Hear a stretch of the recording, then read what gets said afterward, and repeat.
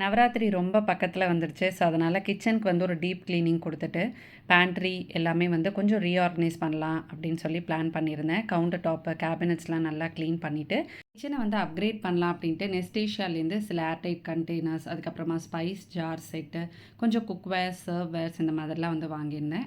எனக்கு ரொம்ப பிடிச்ச பிராண்டுன்னு சொல்லுவேன் நெஸ்டேஷியா. அவங்களோட ப்ராடக்ட்ஸ் எல்லாமே அழகாக இருக்கிறது மட்டும் இல்லாமல் நல்ல ட்ரெண்டியாக, தாட்ஃபுல்லாக வந்து டிசைன் பண்ணியிருப்பாங்க. மெயினாக நான் யூஸ் பண்ணுற பருப்பெல்லாம் அந்த ஸ்கொயர் ஏர்டைட் கண்டெய்னர்ஸில் ஸ்டோர் பண்ணிவிட்டு, ஃப்ரெஷ்ஷாக நான் வந்து அப்பப்போ அரைச்சி வச்சுக்கிற மசாலாலாம் இந்த குட்டி குட்டி மேசன் ஜாரில் ஸ்டோர் பண்ணலாம் அப்படின்னு ஸ்டோர் பண்ணியாச்சு. இந்த செட் ஆஃப் 3 கிளாஸ் கண்டெய்னர்ஸ் கொஞ்சம் ப்ரெப் பண்ணுறதுக்குலாம் யூஸ்ஃபுல்லாக இருக்கும்.